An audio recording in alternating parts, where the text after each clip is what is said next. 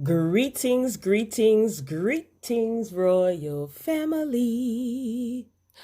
What the Friday? Hey, what the Friday? It's Friday. Friday. Friday. Greetings, royal family. It is Friday. Finally, this week kind of dragged on. I know pretty much most of you are working from home or at home, just relaxing, trying to stay safe. So you could be anywhere else in the world, but you clicked on this video and you decided to hang out with me on this Friday. So if you are new to the royal family, welcome, welcome, welcome. Returning royal family members, you already know how this goes. Every Friday, I upload a What the Friday video covering some hot topics that piqued my interest from the week. So let's get straight into it. First up on the list, we have Rob and BLAC CHYNA. They are going at it, and it is getting ugly. They've been going at it for quite some time now with this nasty custody battle over their daughter, Dream. And things are getting crazy. Rob, he's clapping back at BLAC CHYNA after she is claiming that he is a bad parent. She was saying that just some things are just not right. She's not okay with it. And he also accused her of being a bad parent as well. So things are getting uglier by the minute. So he spoke out against BLAC CHYNA's claims that Dream isn't being properly cared for at his home. And he maintained that his daughter is his top priority. So Rob, he's defending himself against the accusations that his ex, BLAC CHYNA, yes, they were together for a short period of time. So she's making some allegations. So Rob's representative made a statement saying that it's unfortunate that CHYNA feels the need to publicly miscommunicate the situation and has once again wasted valuable public resources by calling first responders in a desperate attempt to smear Rob's name.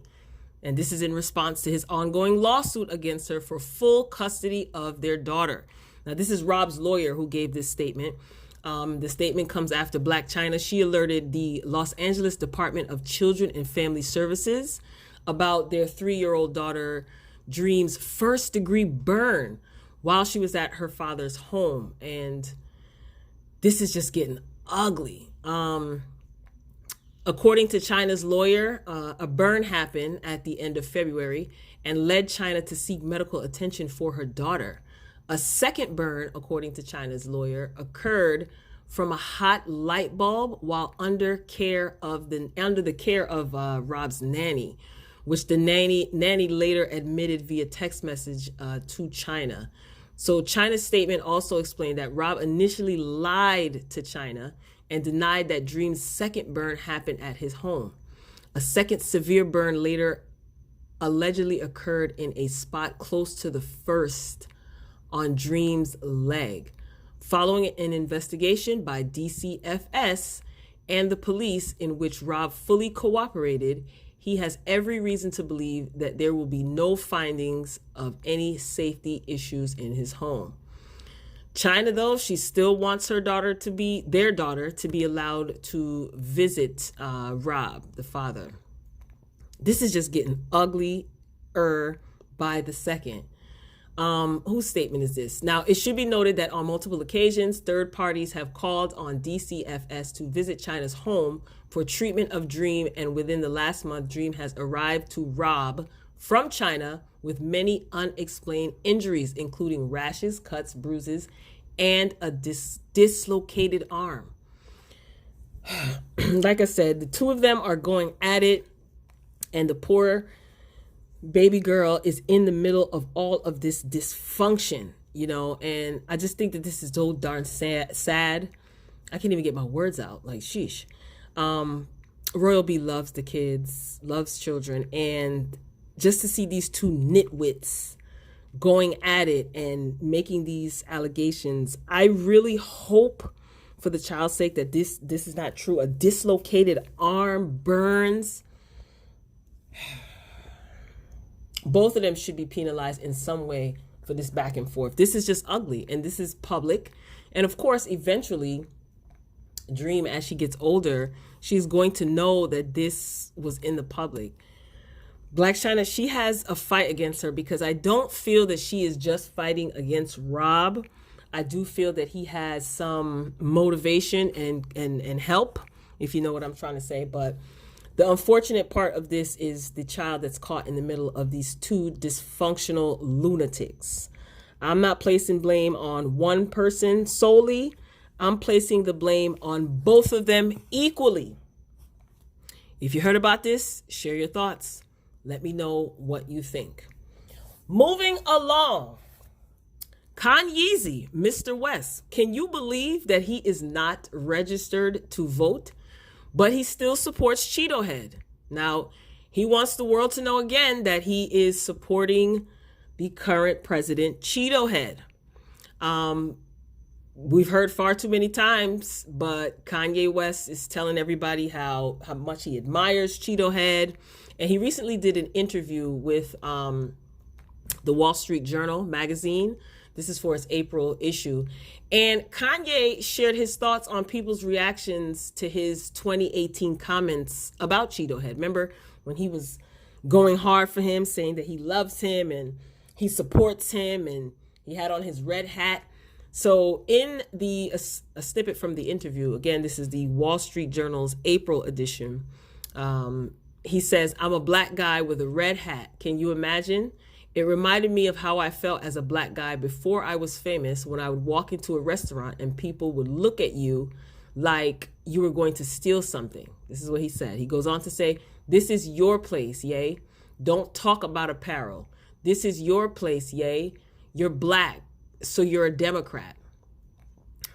You know how sometimes Kanye West can kind of be all over the place. He has so much passion, so much talent, so much tenacity.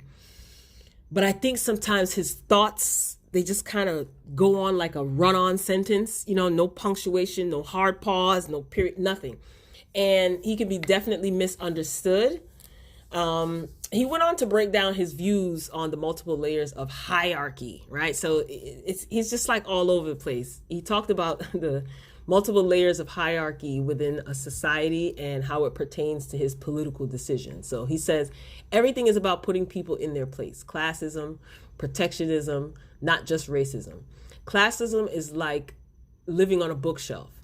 The more money you have, the higher you go. And you get to the top and look over, and what do you see? Fear. All in all, he talks about politics often. We know that he supports Cheeto Head, but he's not registered to vote. And he claims that he does not follow politics. What? Kanye was in the White House 2 years ago, going in, talking about politics and how funding should be distributed and factories and corporations. But he says he doesn't follow politics. He met with Cheeto Head. He's been following him. He's been studying his business model, I guess, tweeting about him. And he's been keeping up with Cheeto Head for the past few years. So I don't understand how he doesn't follow politics. But then again, yes, I get it.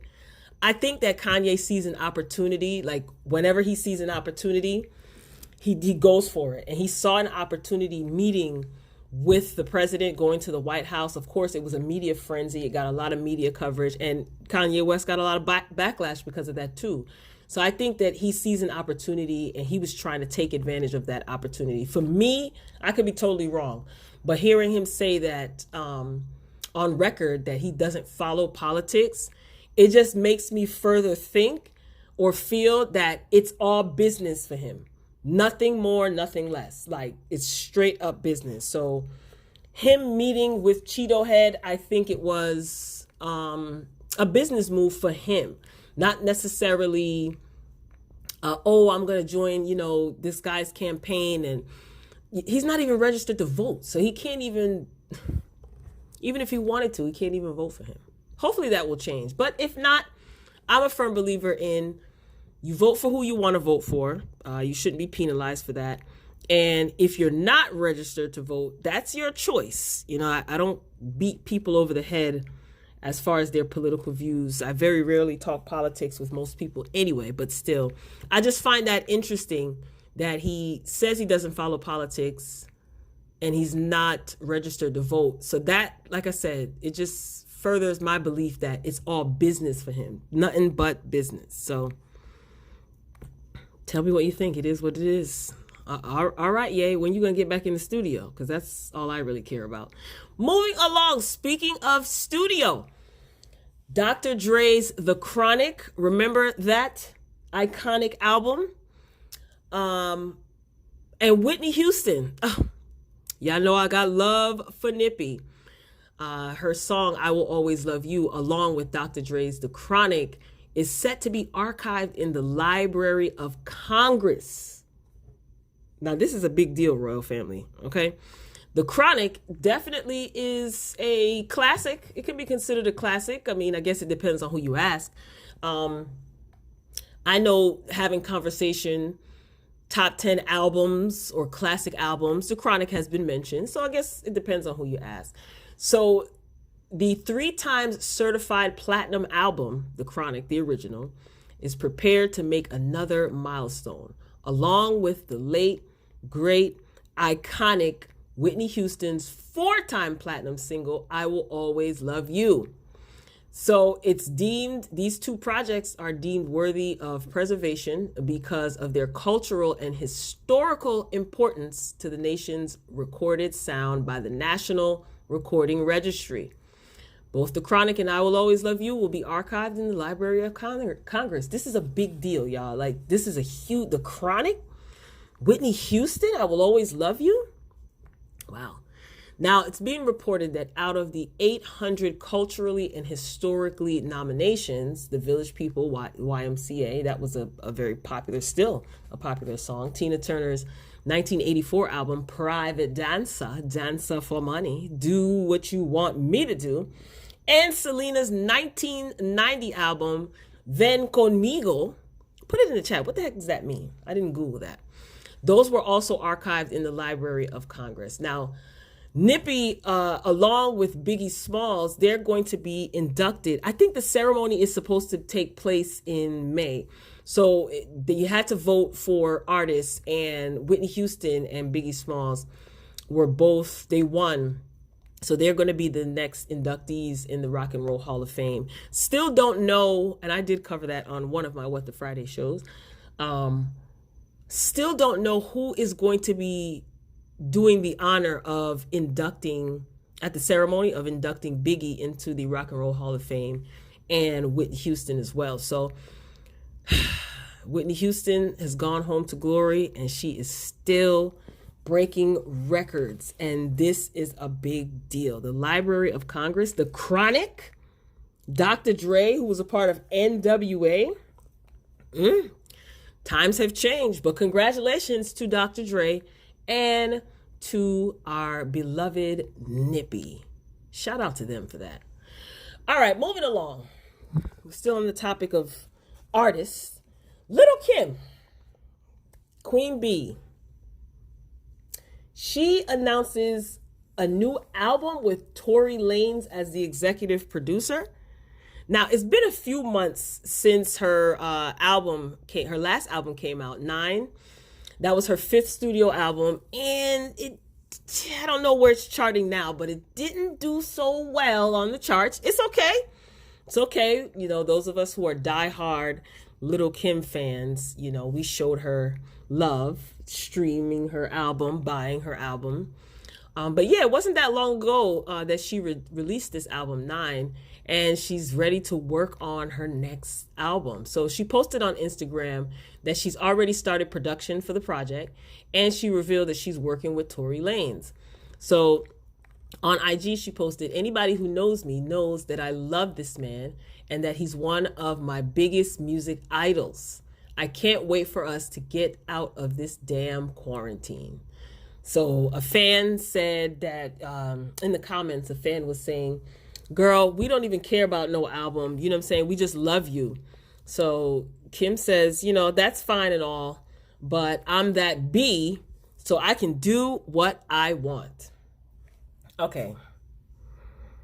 Tory Lanez is a great artist, in my opinion. I think he's extremely talented.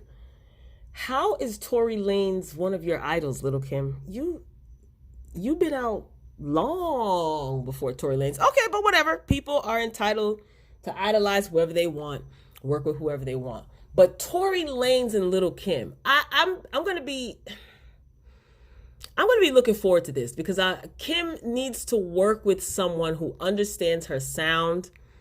Well, first of all, no, let's backtrack. Kim needs to figure out her sound. I think that we probably as fans are accustomed to old school Lil Kim, and we are expecting that now in this day and age in 2020. But I do appreciate her trying to keep up with the times. But I'm gonna be honest, I don't really like the production of a lot of her new stuff, like her newest projects, like her songs. I don't like the production of it, and I'm curious to see what Tory Lanez will bring as a producer. But in my opinion, having grown up during the bad boy era, I feel like Kim needs to link back up with Diddy. Bottom line. If she wants to change her sound up and do this new wave of mumble rap and this new kind of fast-paced rapping or whatever, that's fine. Nothing wrong with an artist experimenting, right? I think because Kim has amassed so much love and success and she's been in the game for a long time, people are going to like her regardless and have love for her regardless if she puts out an album. And people are going to listen, whether they like it or not. That's a different story, but they are going to listen. But I think that she needs to link back up with Diddy. I feel like they go together like peanut butter and jelly. And even if she doesn't want to produce work that sounds like old school Kim, that's fine. But I feel like Diddy can bring out whatever it is that Kim wants to do and make it hot. You know what I mean? Because that last album didn't do so well. The good thing is that Kim is not just loved as a artist, a music artist. She's loved as an icon, a figure, a public figure. So that's a good thing. And I respect Lil Kim. Probably always will, always have. But Tory Lanez, I don't even know what to expect. So maybe that's a good thing. But I do feel that she needs to link back up with Diddy. I feel like if she and Diddy lock down in the studio and get a project going, it may, like I said, it may not sound like old Kim, but I believe that Diddy makes hits. Diddy, maybe a Timbaland, you know what I mean? Yeah, like somebody like that. Even a Kanye, that would be so dope. If Kanye and Lil Kim work together, I don't know. Maybe it costs a lot of money to deal with these producers or to have these producers produce your work. And maybe Kim is just not like, that financially sound. No shade. But why is she not getting back in the studio with Diddy? What's up? I thought they pieced up their beef. Even if it's for one song, a promotional single, something, and then produce a dope video. But Kim, I think, needs to link back up with Diddy. Bottom line, end of story. Share your thoughts. Let me know what you think. Did you buy her last album? Did you stream her last album? What do you think about the 9 album? Her 5th studio album. I mean, great accomplishment. And she's still around. I just think that fans love Lil Kim. And even if her music is not the greatest to some people, they'll still rock with her either way. Just like the person said in the comments, girl, we don't even care about the album. We just love you, And she said, I'm that B, I could do what I want. But the people love Kim. We love Kim here at the Royal Family, right? Share your thoughts. Let me know what you think. All right. Moving along. I wanted to do an update on this story because if you guys were on one of my recent lives and been listening to my commentary, you know that this Andrew Gillum scandal, it's just heavy. It's a lot. And when those photos came out, I think it was last week. Yeah, last week's What the Friday. It was just, it was like a gut punch to me. So his scandal is being investigated by the police. And I was happy to hear this. I don't know how this investigation is going to pan out, but I was actually happy to hear that there is going to be some sort of investigation. So police in Miami Beach, they've now launched an internal investigation of how news of Gillum's incident became public. Because I was wondering the same thing. Who put out these photos? Who took these photos? Who put these photos out? It was just bad. Most of you have probably seen the photos by now. I shared my opinions previously about the photos. I'll hold off. So according to reports, it was conservative commentator Candace Owens who broke the story on her personal Twitter page when she posted the police report. I did read the police report way before the pictures came out, of course. So Miami Beach Police Department spokesman, Mr. Rodriguez, he said in a statement via email, "It's unknown how the report was shared, and yes, it is being looked at. I am the sole spokesperson for the Miami Beach Police Department. I can assure you no PRRs have been fulfilled besides the incident report. When they are complete, my intent is to share them with everyone who has requested at that time." So as far as the incident itself, Rodriguez says, "We responded to a medical call, narcotics, although in plain view, were not in physical possession of anyone inside the room. The officers chose to impound the narcotics." Now, you guys should know the original story by now. For those who have not been following, I'll give you a brief synopsis. So this Andrew Gillum scandal, the recent situation was when photos were leaked online of fully unclothed Andrew Gillum laying on a bathroom floor with a towel next to his face, or so it seems, with vomit on the towel. So he ran for governor, just a little bit of history, who he is. He ran for governor of Florida back in 2018, and he also was the mayor of Tallahassee previously. So he was allegedly involved in an incident where a man overdosed on crystal meth earlier this month, okay? He was said to be in the hotel room at the time when Dyson, that's the guy's name, was rushed to the hospital after he allegedly overdosed, and he was able to recover, so he is alive. So Gillum is married with 3 children. He released a statement after this incident happened. This was before the photos were leaked. So he gave a statement and he said, "I was in Miami last night for a wedding celebration when first responders were called to assist one of my friends. While I had too much to drink, I want to be clear that I've never used methamphetamines. I apologize to the people of Florida for the distraction this has caused our movement. I'm thankful to the incredible Miami Beach EMS team for their efforts.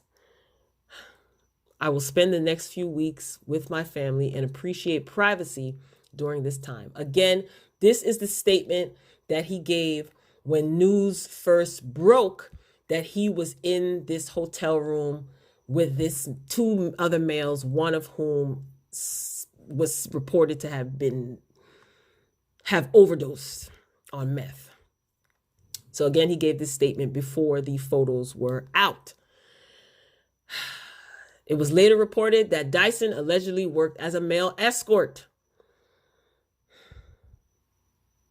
Gillum said that he was checking himself into a rehab. He also talked about his father being an alcoholic. He stated also in his statement that he gave when this scandal first hit the scene that he fell into a depression after losing the gubernatorial race back in 2018.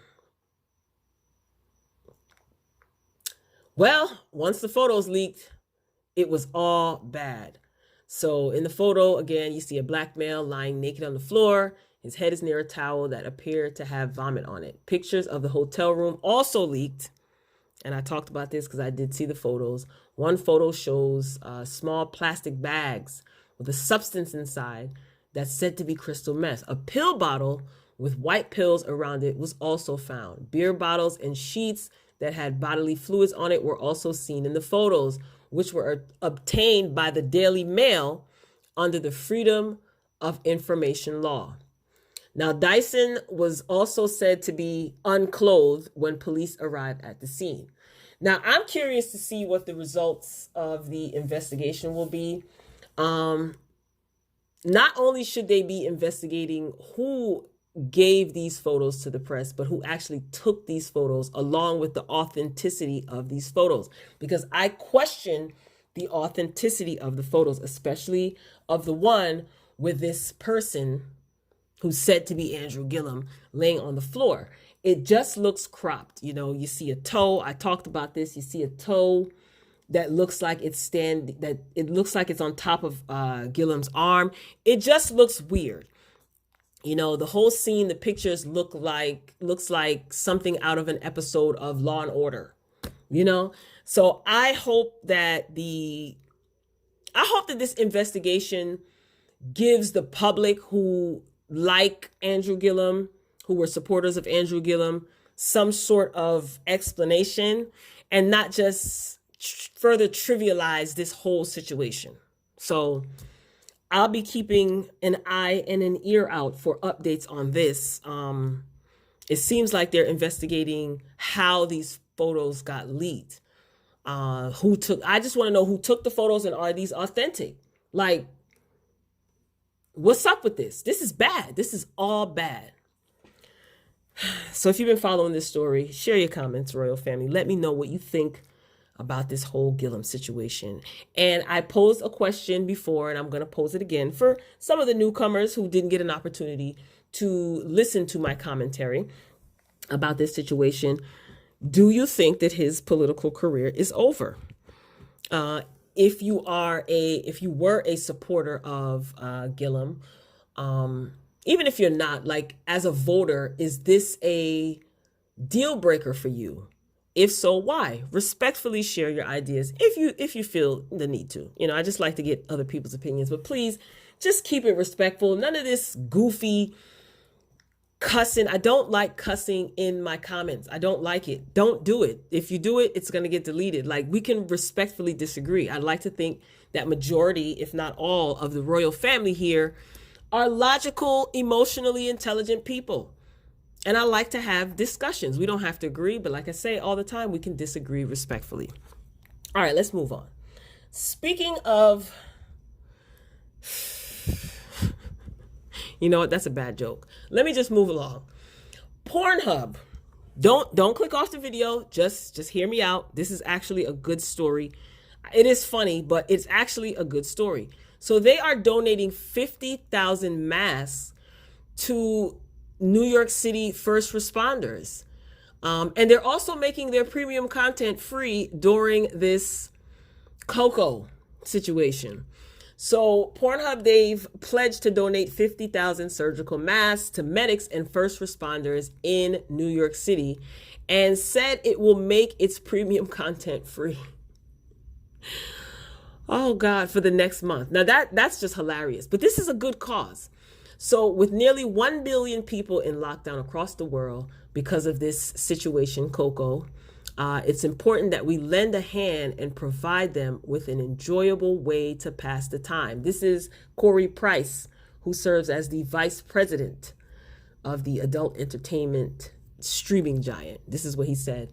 So Corey goes on to say, we hope by expanding our offer of free premium content on their site, people have an extra incentive to stay home and flatten the curve.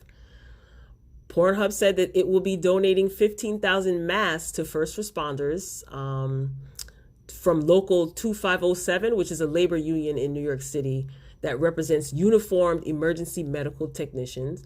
They're also going to be donating masks to paramedics and fire inspectors with the fire department of the city of New York, the FDNY. So another 1,500 masks will go to Uniformed Firefighters Association, the UFA. So the company said that the remaining 20,000 masks will go to the Mount Sinai South Nassau Hospital to support the safety of nurses, physicians, and support staff caring for patients. This is a good thing. This is really a good thing. And when I saw this at first, I was like, wait, what? I wasn't reading anything about porn. But then I actually read further and saw that they are really stepping up and taking the initiative to contribute, you know. Another spokesperson for Pornhub said that, let's just call it P-Hub, for P-Hub said that the company purchased the surgical mask directly from a New York-based supplier this week for donation. They said that they will also, again, be making its premium content free for the first 30 days. Typically, the service costs $9.99 a month, according to the New York Post. They will allow models, the working girls and guys, they will allow models to keep 100% of their video sales after the processing fee. This will help those who have been financially impacted. So the company said that the models will be able to keep 85% of video sales earnings from the site. So see, they're not only helping first responders and medical staff, they're also helping their employees by allowing them to keep a larger percentage of their sales from their adult videos. Listen, that is not a bad thing. And that's nothing to kind of scoff at. They are a huge entity. And I think that they should be acknowledged for this, right? Despite the content that they make, some people are not favorable or are not in favor, of this type of adult content and, these things being made public, for consumption. But putting that aside, I like the fact that they're actually stepping up and taking into consideration the well-being of first responders. And they bought a large amount of masks to distribute, and I'm here for it. So Corey goes on to say, again, this is the vice president of P-Hub. He says, when a global human crisis happens, it is up to everyone to work together to help support the community. We have always been a global community, hosting over 130,000 models from every corner of the earth. We stand by our performers and models, and we will continue working on other projects to assist the community during this challenging time. That is admirable. That is extremely admirable.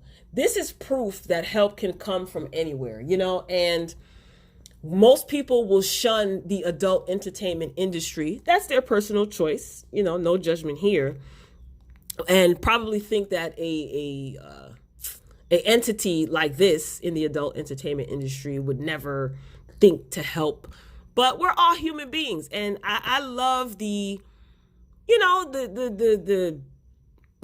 what's the word I'm looking for? Their willingness to just take care of the community as a whole, and from their workers to, again, healthcare staff and first responders. I like this. I think that this is definitely admirable, and they should be acknowledged for that. So that's why I'm reporting on it. Otherwise, I wouldn't be talking about P-Hub. I'm just saying. But I think that was worth mentioning. And I feel like if, they oftentimes get a bad rap because, again, a lot of people don't like the easy access to adult entertainment, and they have their beliefs and things like that. But I think that if they're going to take the initiative to do something for their community, we should definitely give them a shout out. So shout out to P-Hub, good job. So Royal Family, this concludes the commentary for this episode of the What the Friday Show. I do want to say welcome to all of the new subscribers. Thank you so much for taking the time to check out my commentary, so much so that you decided to hit the subscribe button. Make sure you are hitting the notification bell as well. Share my videos, share this video. I definitely don't mind. And if you aren't a subscriber, check out the other content on the channel. If you like what you see, hit the subscribe button. If you want to join in our weekly discussions, weekly lives, commentary, reviews, consider subscribing. We'd love to have you join our royal family. So be sure to like the video if you enjoyed today's What the Friday Show episode. Also, get down in the comments. Share your thoughts about any of the topics discussed. Please keep all comments respectful. Respect yourself.